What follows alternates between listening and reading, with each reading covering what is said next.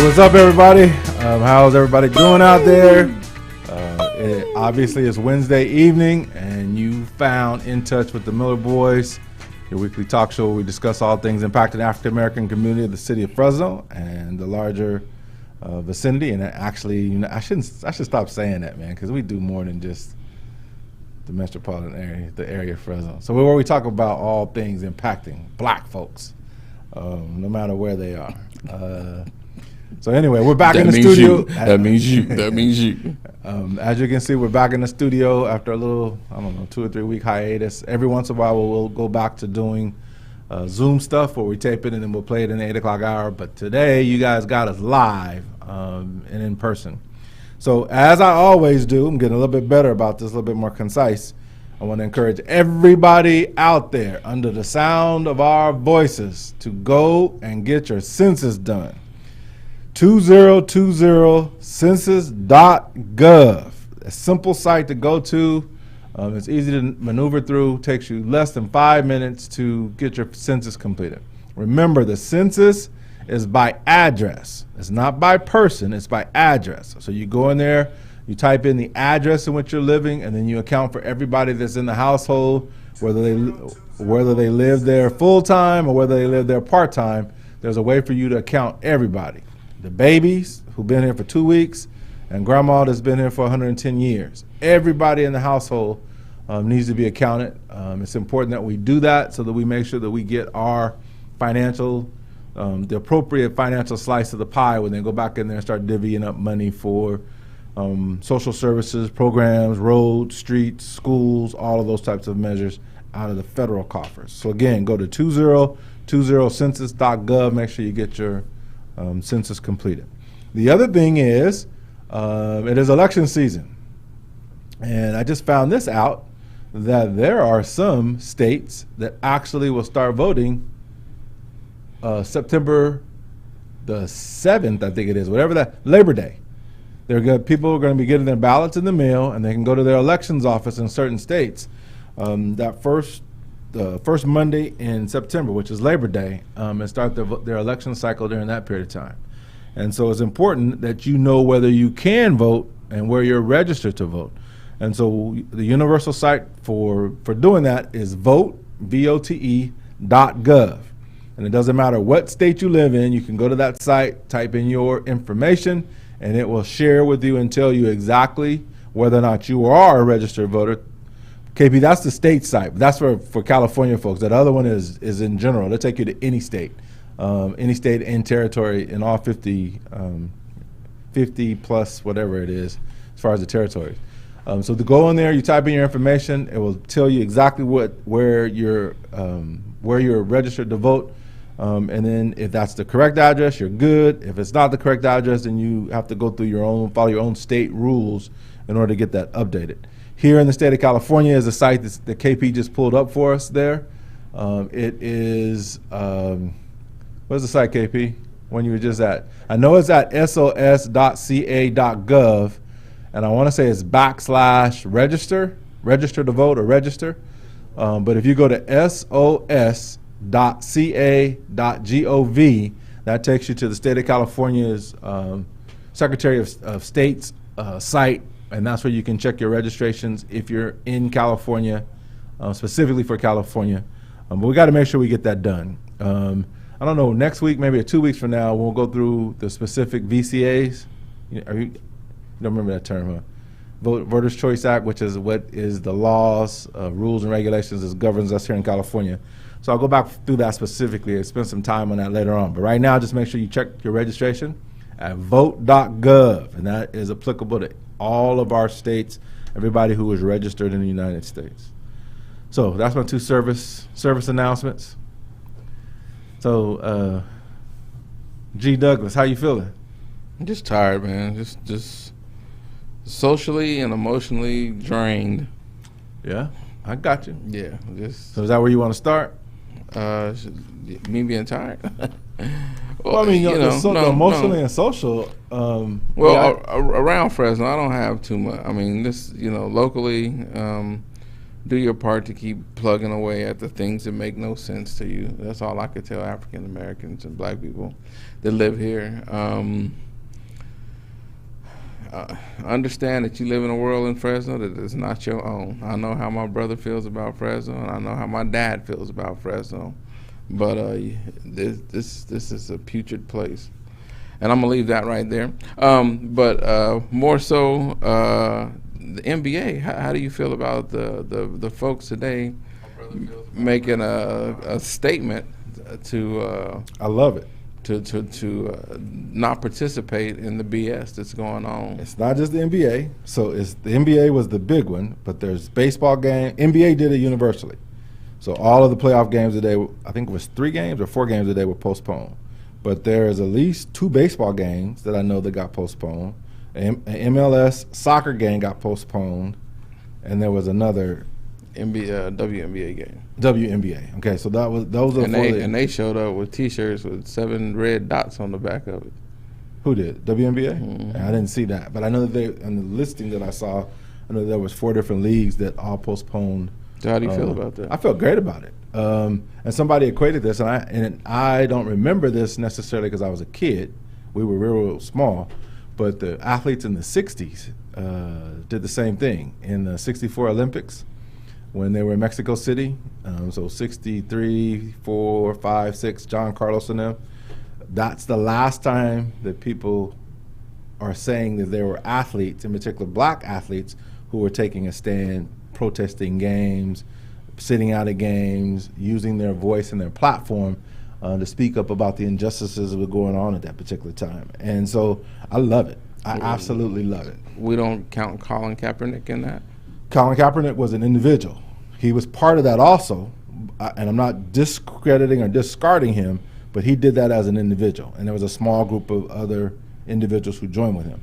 When you got a whole league, in this particular case the NBA, saying we're not going to participate because it's not right. Did you hear Doc Rivers? Mm-hmm. Oh, man, that was, dude, I almost started crying myself. Got choked up listening to him because what he said was absolutely to the point. And for those of you who have not seen it, please Google Doc Rivers, who's the head basketball coach for the Clippers, and listen to what he said, the statement that he made today in absence of this team taking the court. I mean, it's right on the mark. So the question that I have is, how do you feel when you see, because I have watched the Republican convention as well, you know, Better than me. MSNBC is allowing them to speak and say their piece, and then they go back and fact check them like right on the spot. Like, this is wrong, this is wrong, this is wrong. But what I've noticed is Donald Trump has all of these Negroes. I'm going to talk about that too. Okay. That's on my list. Running in front of the camera, singing and dancing about how great the Republican Party is. And how great he is. Yeah, well, I mean, he is the Republican Party. There was a guy on one of the shows, I think it was CNN, talking about just that fact, that the Republican Party is no longer the party of sensibility. It is Donald Trump. And it's no longer the party of conservatism. And we have, well, it's the party of Donald Trump. Right. So now he's not conservative. He's an individualist ideologue. He is an opportunist. He is a very, very failed businessman. But you have these, well, I ain't even call names. You have these African Americans on there that are mostly older than 50 years old, touting his record. And I'm just thinking to myself, how does the site, and you know, I always say that the African American community is schizophrenic, but how do you justify in a world in which you live in, or a country in which you live in, where a person can be shot in the back for going to his car? You can't tell me it's unjustifiable. It's just unjustifiable. And And then 2 days later, you have a 17-year-old white boy running around with an assault weapon in the street, killing 2 people because they're at a Black Lives Matter protest. Mm-hmm. And he gets taken into custody and with the gun strapped around his back by the police, and he's living and no harm has come to him. He didn't get pulled over with that gun. He didn't get arrested till the day. He got away. He went home. He went back to Indiana. He went back across, not Indiana. He went back to Illinois, across the state line. Kenosha's there, and I guess the city that he is right on the border. I guess he went 30 miles south and across state lines into Illinois, and that's where he went home, and that's where he was detained. So basically, you have it's a federal crime now because he went across state lines. So did you see the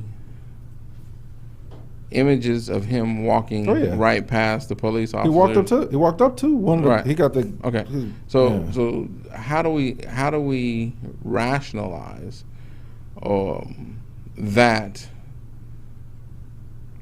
activity in the country that we live in that's supposed to protect us? You asked two deep questions. Answer them both. So the first one about the African Americans who were there at the Republican Party convention, justifying it is, I bring up Django, and what was the dude's name? Silas, the one that took care of Keith. You know who I'm talking about? The white, bushy eyebrows. I can't.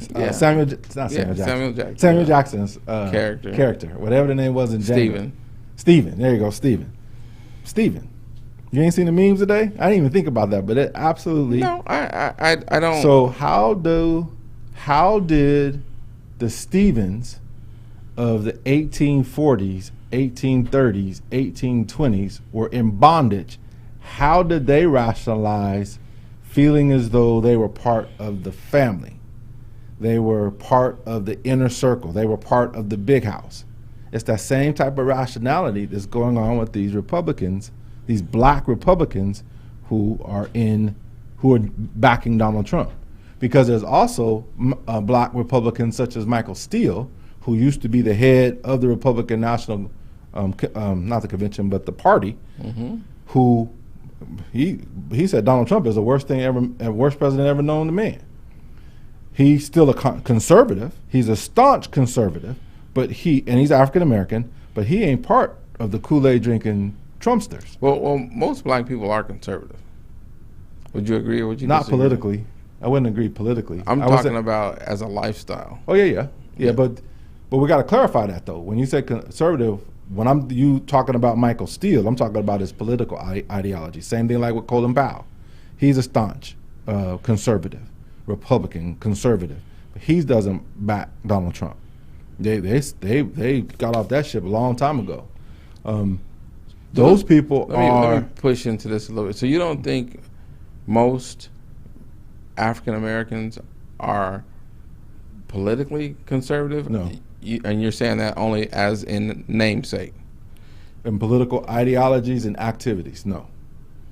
They do not ascribe, most African Americans do not ascribe to conservative, traditional Republican and conservative ideologies. Most of the black conservatives that I know of fall into 2 categories. Either they're very wealthy or they're out of the military, or I shouldn't say just the military, but they're out of military, police departments, those type of things. Those are the only 2 real categories that I know personally of black Republicans.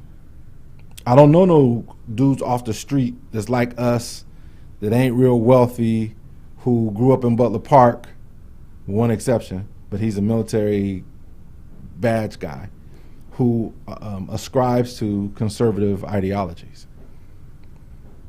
I don't know them. That doesn't mean they don't exist, but I'm just saying I don't know of anyone like that.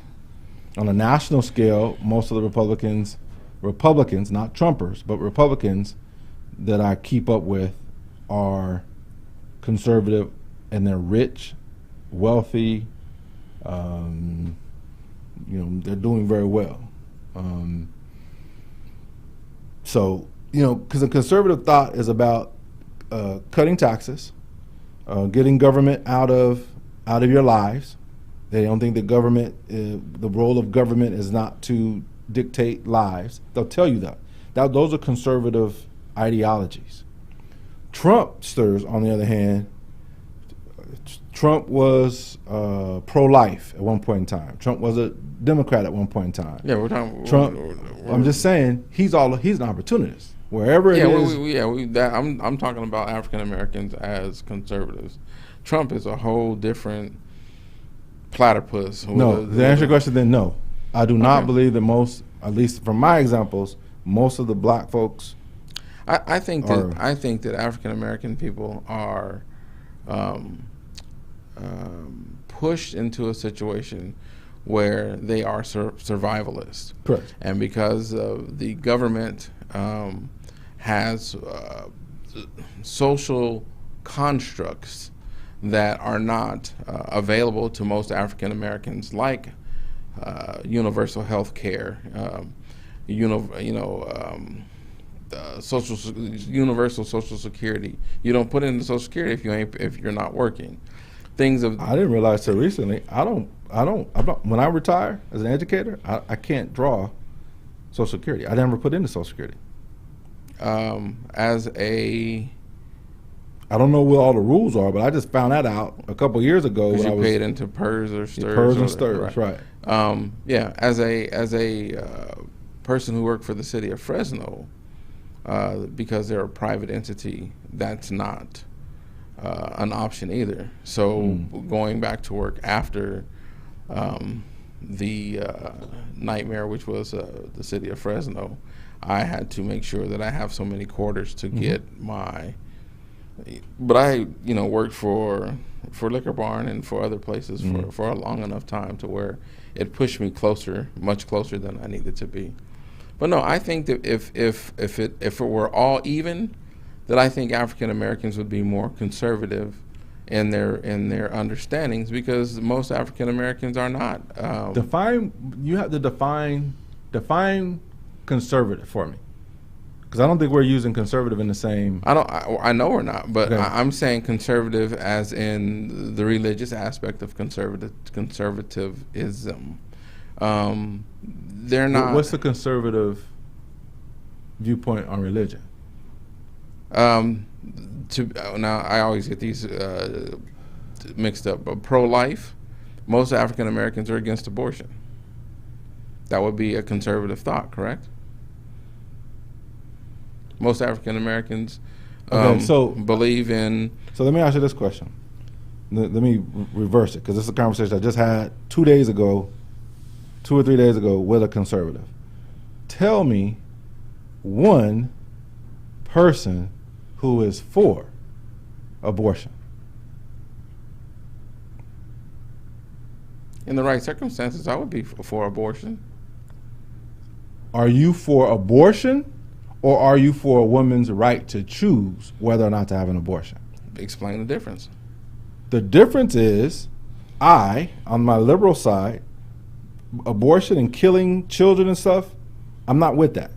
Okay. But I don't believe that when you say killing children, are we having this discussion about when a life starts, or this, that, and the other? No? It's a life. I mean, it's a embryo. See, right. Okay, well, right there, I would consider you a conservative African American. No, not even close. Okay. Because it's not. I disagree with the death and that portion of the conversation. Yes, I would. That's a conservative value. But it's a oxy. That's not even a moot point. That's not. Nobody is pro. I have not met a person. Oh, there are people out there. There that are pro-abortion. Oh, heck yeah. No abortion. No, I disagree. Okay. Well, have you ever heard of abortion as being used as birth control? Yes. So they go out, get pregnant, have an abortion. Go back out, get pregnant, have an abortion. I haven't heard of that recently, but yes, in my 54 years of on Earth, yes, I have heard of. Well, that would be a person that would be pro-abortion. Okay, so that's a very, very, very.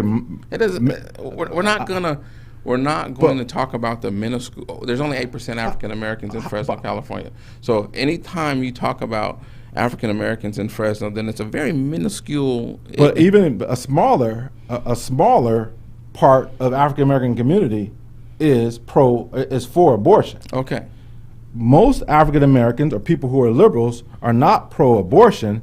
They're anti-imposing upon a woman what she can do with her body. I disagree with that the same way you disagree with what you're telling me. Okay. I do. Okay, that's fine. So I would say that you're a conservative because of what you're sharing with me right now. Your mindset, your thought process that you just shared with this example about abortion, being pro-abortion or being pro-choice. If you decide that being anti-abortion is more important than anti-choice, then that is a conservative ideology.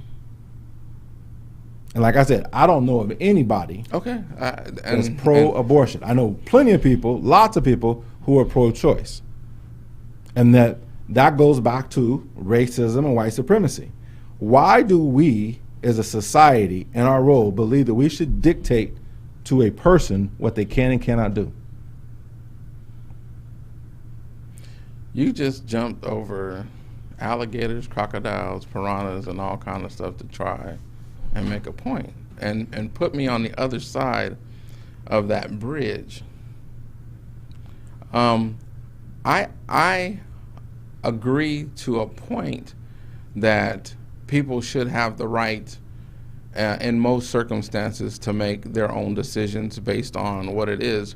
But for the lady that runs out there and has 34 kids and can't take care of them, I don't think that's.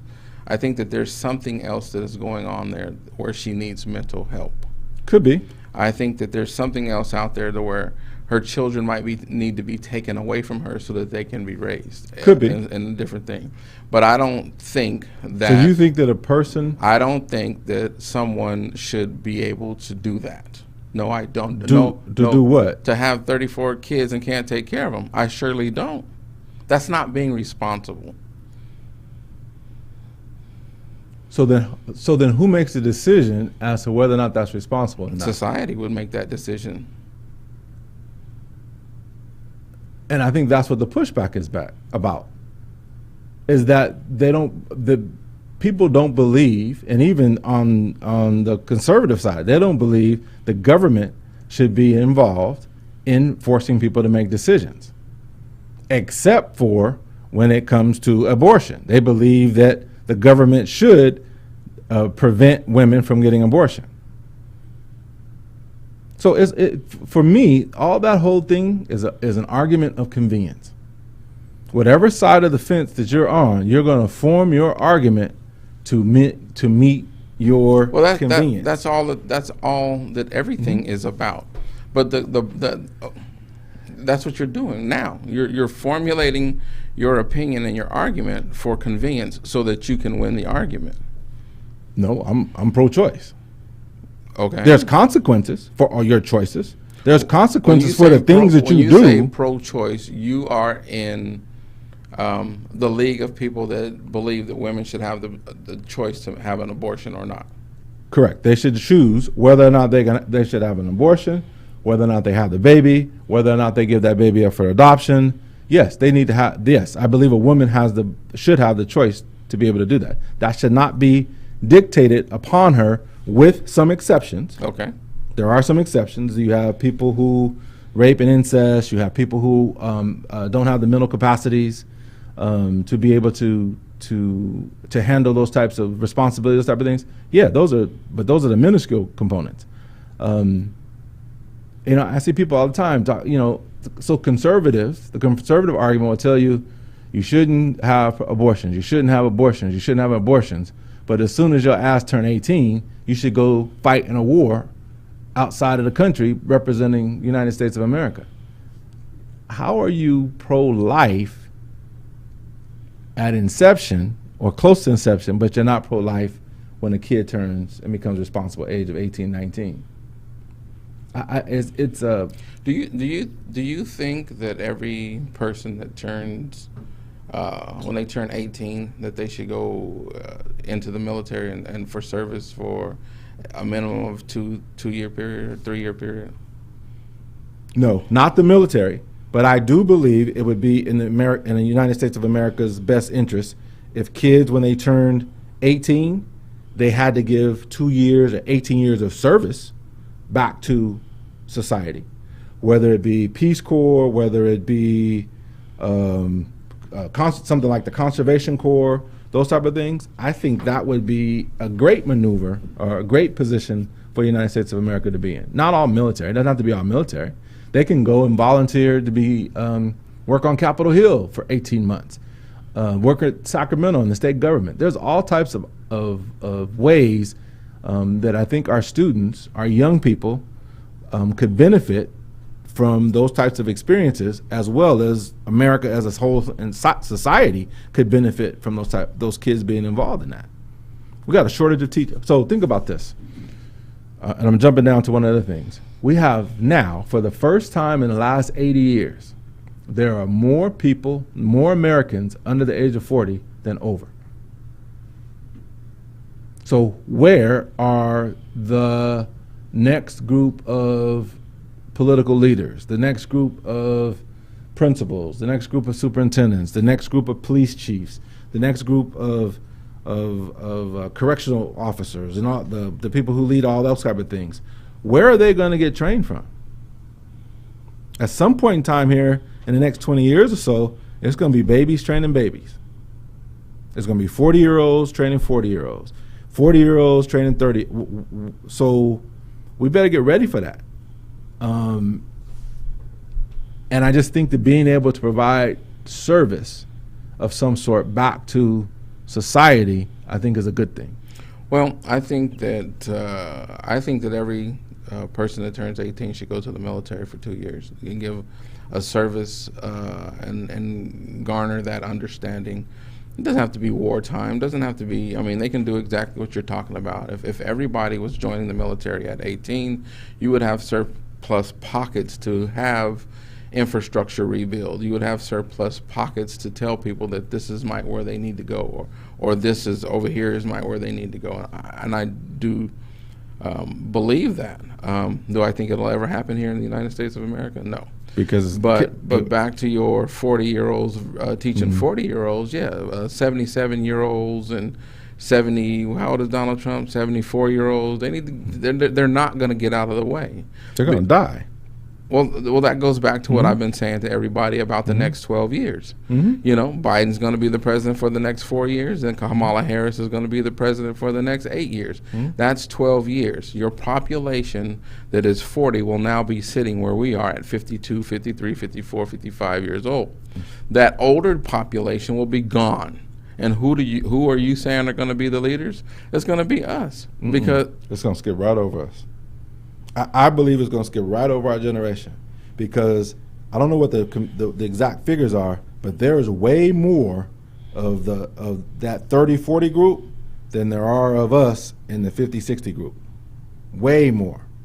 So when you start talking about just sheer numbers, if that group of 30 and 40-year-olds ever materialize, get themselves together to be participating in voting, they're going to jump right over us.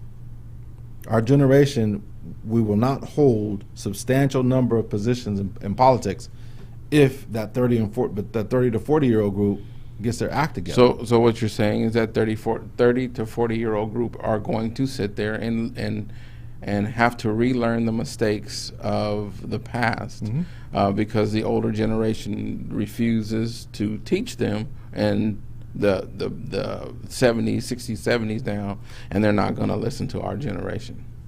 Correct. Okay. I mean, it's going to be another struggle, transition of power, and I think that's what you're saying right now. That's what I kind of see is happening now, is that the baby boomer generation, which is where Trump and Biden, mom and daddy is all out of, is in direct conflict because they're losing power with not our generation, but with the generations behind us, our kids' generation.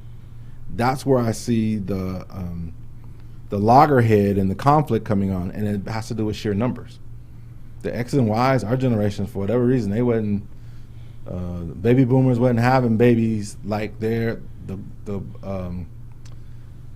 best generation, beautiful generation, whatever it was, the one that was before them, the ones that fought in World War II. I haven't studied to see that those folks, because to me they're in the way. I mean, it's going to sound harsh, but they're in the way. They have a, Make America Great Again. I'm trying to find something that I put on. But you think about why they're in the way. It's because there's so many of them.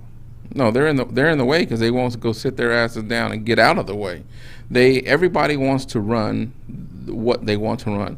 Everybody is interested in the power play of being in charge and putting their stamp. That's why they won't go get out of the way. Power is intoxicating. Power and money is intoxicating. I don't care about power and money being intoxicating. What I'm talking about is the understanding that people are in the way and they will not get out of the way. So why are they not getting out of the way? Because they don't have to get out of the way. Why don't they have to get out of the way? Because they've been there and they've figured out how to stay in the way. Because there's more of them. Have you ever heard of a movie called In This Our Life with Betty Davis? Mm-mm. I took the time Saturday to watch this, and it was made in 1942, and Trump was born in 1947, and that, what you're talking about and we're talking about, is what is depicted in this movie.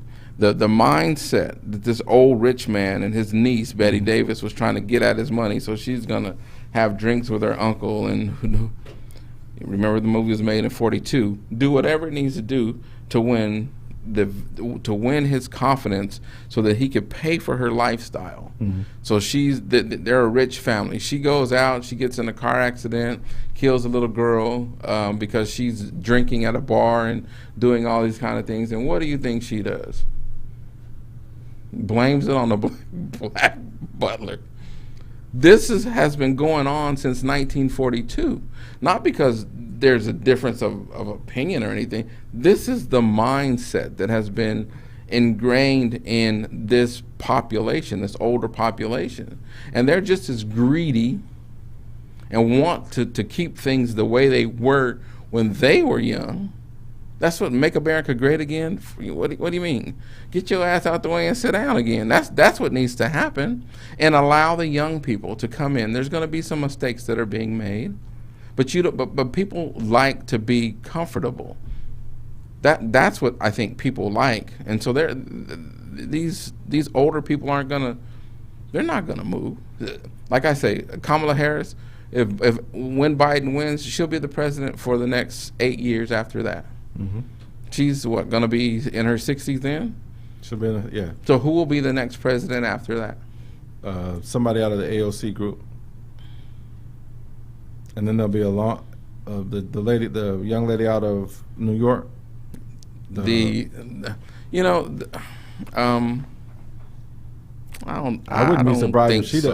wouldn't be surprised if she doesn't challenge Kamala Harris in 4 years. She has. Okay, I think she would. She's gonna start striking people the wrong way. What people is she striking the wrong way? The people that she needs for the support. Be more specific. Democratic people. No, she's not. Okay. The only Democratic people. Okay. The only Democratic people that she's upsetting is the old guard. Okay. Not I keep telling you about the new guard. These numbers. She's in that 30-year-old group. I believe that she's going to step on her own crank. And the new guard is going to chuck her in the bushes. Okay. I'll be interested. I mean, I'm curious as to what you base that on, because right now the only reason why I think she didn't run for vice president or wasn't even considered for vice president in these talks is because she doesn't qualify. She's not old enough. You got to be 35 years. You think he would? Okay. Yeah, I do believe that if she was 35 years old, she would have been on that short list of people in that conversation for a lady of color to be vice president. Yes, I do. Okay. I do. But the 50-year-old group, our group, we're going to be skipped right over. And be challenged. I don't see that. I don't believe that. Okay. It's a numbers game. It's sheer numbers. There's way more. It's power and clout. So think about this. What's your next topic? We don't even need to discuss that. We're at two different places. You're not going to convince me of that, and I'm not trying to convince you. I'm trying to give you some information. I don't need it because I don't need it because I'm not believing in that philosophy, and there's nothing that you can tell me to make me believe in that philosophy. So I don't need it. Okay, and you talked about conservative mindsets. That's a conservative mindset. Who said I was liberal? No, I'm just using it as an example. That's a conservative mindset. I know what I know what I know. I don't need any more information because I know what I know what I know. Okay. Doesn't mean that there's not some information out there that's important and germane to the conversation, but I know what I know what I know. Don't give me that. Don't get in the way with all them other issues and other facts and all the. I don't need all that. I know what I know what I know. That's a conservative mindset. Okay. And that's not. I do believe that I am a Democrat, but I believe that I am a conservative person based on the way I was raised and my influences. So yeah, I agree. Okay. I agree. So the under 40s, I was telling you about, this the biggest group. Mm-hmm. That's not their mindset. Okay. They don't deal in political parties. They don't deal in social organizations. They are about issues. Okay. And so it's going to be a big change over the next 20 years. Our political ideologies, our political leadership, the things that are going on with our political parties is going to change dramatically, and it's all going to be because of that big group between 30s and 40s that's coming up. They're going to be the change makers in this next political push. We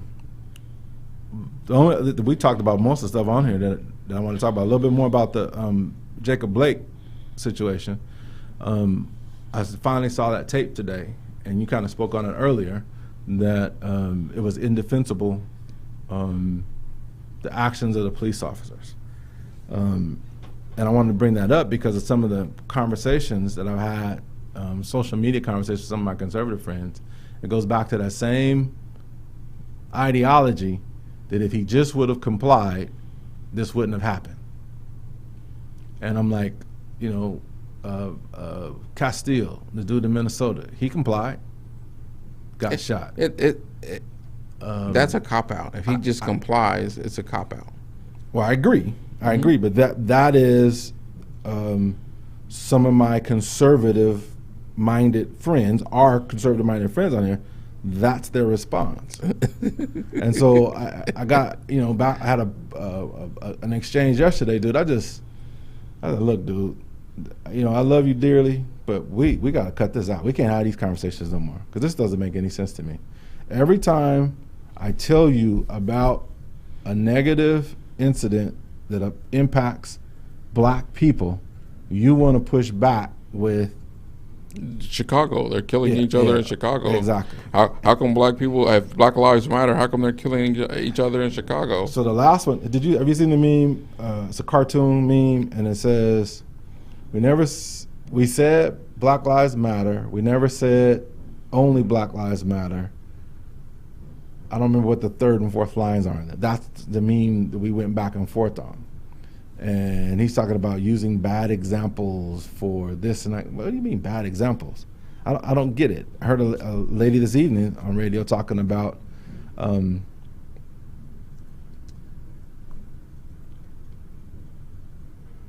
it goes back to our accessibility to what's going on. Black folks are not surprised that young man got shot in the back. They're not surprised that Breonna Taylor got shot in her house through the window while she was in her bed. It's America who is surprised and shocked by those types of events because now they have to say it's no longer bad apples. It's not a matter of that the Minnesota Police Department is a one-off, they're the exception to the other municipalities' police departments. because you got these incidents all over the country. And because of people's accessibility to seeing it, we don't believe what people tell us, we have to see it. Because people are seeing it more and more and more and more and more, I think she was saying that's where this big, huge push is coming from. And I tend to agree with her. Black people are not surprised by that young man getting killed. We're frustrated, we're tired, I don't even know what all the adjectives are to describe that. White America, or non-black America, not just white America, but non-black America is shocked by that. Shocked that that kid, that police officer, shot that young man in the back 7 times. Do you think they're really shocked by that? I do. I do. Think about this. If I was a mass pedophile, I have been messing around with kids, boys and girls, underage boys and girls, for the last 30 years. The Millers have a dilemma now. If as long as it's just words and rumors and people saying things about me, it's, you can kind of ward those off. But if somebody catches me on tape, now the Millers have got to admit that Darren Miller, one of my son, my brother, my dad, my grandfather, my cousin, this portion of the Miller family did something heinous. And they have to deal with that. And I believe that's what America's going through. So let me ask you that question. How come the Millers then couldn't just say, okay, yeah, you're right, and move on? It takes a hell of a person to be able to do that. You have to then admit that something that you believe in is wrong. And that's not easy for people to do. Okay, true. I understand because people don't want to be wrong or Correct. Associated with negativity. But the truth is the truth. And so I understand what you're saying, and I understand the shortcomings of people. Okay, but it's for this country, it's even more insidious than what you just described. White folks in the United States have been killing black folks without consequence for as long as this place has been in existence. Correct. And So white folks, Caucasians, Europeans, believe that is okay for them to do. Why? Why do they believe it's okay for them to do? Because that is the mindset that has been the norm for so long. Correct. It doesn't make them feel any worse. It doesn't make them comply. He was resisting. No. He was in the wrong place, the wrong time. It was a mistake. I thought he was someone else. There was always been justified. But America's coming to the realization, I believe, as well as the young lady I was listening to earlier, America's coming to the realization there is no justification for how Floyd was killed. There is no justification for that boy taking 7 bullets in his back. There is no justification for that. They want to say because he had a warrant or something. They're trying to come up with a narrative now that fits the script. Breonna Taylor. There is no justification for what they did to Breonna Taylor. So what you need to understand is the justification for that is that I'm white and I can do what I want to do because I've been doing it for so long. And that's what I agree. But America has to now, because of the video evidence, they see it with their eyes. They are shocked by that. No, they're not. No, they're not. And not only are they not shocked by that, they're scrambling to justify that. They're scrambling to make it okay, to fit in the premise like they've done so many other times. Why do Trumpers not accept Trump's proven fallacies? That he is not a good businessman. He's had them 7 or 6 bankruptcies. He had a casino. The people say casinos can never lose money, and he ran it into the ground. That he had sex with underage females. That he paid Stormy, So what is your question? Why do Trumpers believe that? Yeah. Because for them to not believe that would decrease their power on this planet. If somebody showed a tape of Donald Trump engaged in those illicit actions, not all the Trumpers, but I am convinced that some of the Trumpers would then have to rectify why are they supporting, in particular, the evangelicals. Okay, you can discard that, but that's why I believe that's the only way he's getting away with this stuff is because it's all verbiage. He has told you himself, oh, I could walk down Fifth Avenue and shoot somebody down the middle of the street and get away with it. If they got that hooker on tape shooting somebody in the middle of Fifth Avenue and it's witnessed by folks, he can't talk his way out of that. He can try to justify. They do it, not Trump. White America, Europeans do it every time an African American is shot. And things are changing.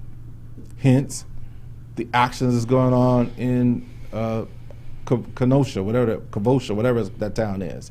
Hence, what happened with George Floyd, which is still going on with George Floyd. Hence, what is going on with Breonna Taylor. And they still haven't arrested them.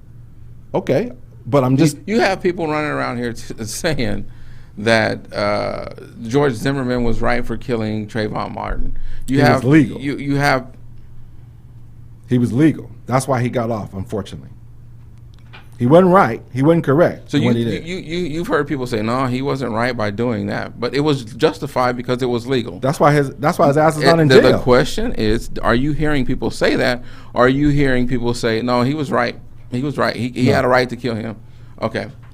The officer that killed Michael Brown, the government cleared him of that, and so that's why he's not. All of those shootings were wrong. Okay? George Zimmerman's shooting was legal. By the laws of the state of Florida, his shooting was legal. Wasn't right, wasn't justified, shouldn't have happened, but it was legal. It was deemed legal. And whomever is in charge of the legal system, and then we had this conversation a couple months back, whenever they can argue the fact that it is legal to do whatever it is, even though it's not legal, yes, it's legal. How can something that's not legal be legal? Okay, so the guy who Trump just pardoned or exonerated or whatever he did to him, is that legal or illegal? His act that he got convicted of was illegal, and he was found guilty of that. Okay. In the rule book of the United States of America, they give power to the president to be able to pardon people for committing federal crimes. So now, is he still a convicted felon? Yes. Yes, he is still a convicted and he felon. Has to answer to. Yes, it does not expunge his record. It just frees him from being detained, being locked up. Okay. He can't run for he can't run for office. There are some other restrictions that goes along with that. He's still guilty, but he just got released. Okay. So expungement is the term that gets rid of your record. Pardon just means it's not an expungement. Exactly. Okay. All right. So anyway, I'm where we started out with the basketball thing is another example that I would give you of things changing. Things are changing all the time. Exactly. That doesn't mean that the change, the act of the change is going to stick. They're going to be playing basketball tomorrow, the next day, and this will be a boop in the road. Now, if they were to say, we're not going to play basketball again until that cop that shot that man in the back 7 times is arrested, Breonna Taylor's shooters are arrested and put in jail, then I would have some hope. But just because you sit out one day, and it is a start, and it is action in the right direction, that don't mean shit. I disagree. Of course you do. I disagree. Of course you do. When you start talking about you're not going to do certain things until certain things, you got to also take in account your contractual. Well, if you're going to make a commitment to people that look like you to do the right thing, and you have morals and who cares about contractual responsibility? And maybe you do, maybe you don't know. But can you name? I can name 2 people. I can name 2 African Americans that I know of who gave up everything for their moral stance. Out of the 60s, out of the movement that I was telling you about, there were 2. Muhammad Ali and Jim Brown. Okay. Doesn't mean that they weren't joined by other people. Lou Alcindor, who else is part of that group? I don't remember who else was on. Bill Russell. The point is that they impacted change by the thing that they were doing. And what was the change that they got? The people, Kurt Flood was able to not become property of the St. Louis Cardinals. He became the first free agent and was able to move around. Happened during that period of time in the 60s. Basically, athletes were no longer property of the team ownership. So that was one of the big things that came out of there. Their ability to express themselves and to do things. I don't know exactly how to say it, the expression of taking a knee. Could have been taking a knee, although they weren't staying off of the floor as Rauf and praying in the tunnels. Okay. So prior to taking a knee, this was the sign of protest. So Colin Kaepernick in modern day time took a knee. John Carlos and not Lee Evans, John Carlos and Tommy Smith. Plain and simple, without all that, if these athletes want to make a statement, stop doing what you're doing. Just go. Because of X, Y, Z, I'm out the bubble. I'm not playing anymore. Okay. I just think that I agree. That is showing the ultimate conviction. I just don't think that because the money is so great now, I don't think that people are going to do that. Exactly. I don't think they'll do it either. But if you got the nuts for it, and that's what you sitting there standing and protesting, then do that. Yeah. I am tickled pink with what's going on. I'm tickled pink with. I'm happy that they made a stance to not play also, but I want to see where this is going to go, because like Jerry Jones said, this is my team. You little nigglets better get out there and Jerry do your Jones thing. He gonna catch some heat. He been catching some heat already, but he gonna get some more heat. So think about this, Joe. The George Floyd situation in Minneapolis, Minnesota, is not just an American issue. Also, it is a world issue. Every what I can't even think of the soccer league. I can't remember what league it is now. It's not. I don't believe it's the Premier League. The Premier League is not playing right now. I forget which league it is now. I was watching. Which country is it in? Was it the UEFA? No, it wasn't the UEFA Cup. I don't remember. Anyway, it might have been Spain. No, I don't remember. Germany. Maybe it was Germany. Maybe it was a German league. But in there, before every game, they would kneel. They would do it on the sidelines. They would do it on the field before the match would play, in paying homage to or recognizing and respecting what happened with George Floyd and the struggles that we were having here. I think it might have been the German. I think it was the German league. It was the Champions League. The Champions League? Okay. So I knew it was one of them soccer leagues. I didn't know exactly which one it was, but I know I was watching it. And they would get in their position, and when right before the official would blow the whistle to start the game, everybody on the field would take a knee. and then they would get up and they would play. So I just, the Germans under Hitler's rule did what they did until people started seeing it. They were told about it. They were told what he was doing. Nobody believed it. Nobody believed it. Even the United States of America, there are American businesses that had interest and was doing business with the Nazis and with Hitler. Oh, he couldn't do all that. He wouldn't do that. He wouldn't do that until Big Daddy Bush, Big Grandpa Bush, the pilot. Can't think what old boy's name is now. There's a movie. There's a movie about that. But until there was actual confirmation that what he was accused of doing, people saw the Jewish people who were emancipated in these ovens and all that kind of stuff. That's when everything changed. I think the same phenomenon is happening with us here. So you don't think that Europeans in the United States have seen all these shootings that have been all over the news? Yeah, but they all been justified. He was resisting arrest. There was always an answer, a response. George Floyd, there is no justification for having your knee on somebody's neck for 8 minutes. Oh yeah, there is.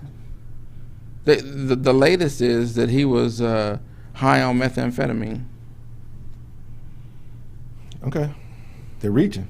They reach every time. They're reaching for, and that's my point. They reach every time, right? And they grab a solution every single time. I agree. They're reaching for one with George Floyd. There is not one. And America is going to have to reconcile that these Protect Blue, these officers that are supposed to be these bad apples, it ain't a bad apple. It's a bad apple grove.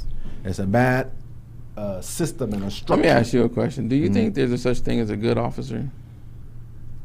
Yeah, I believe that there are officers that go out to protect and serve. They want to engage their communities.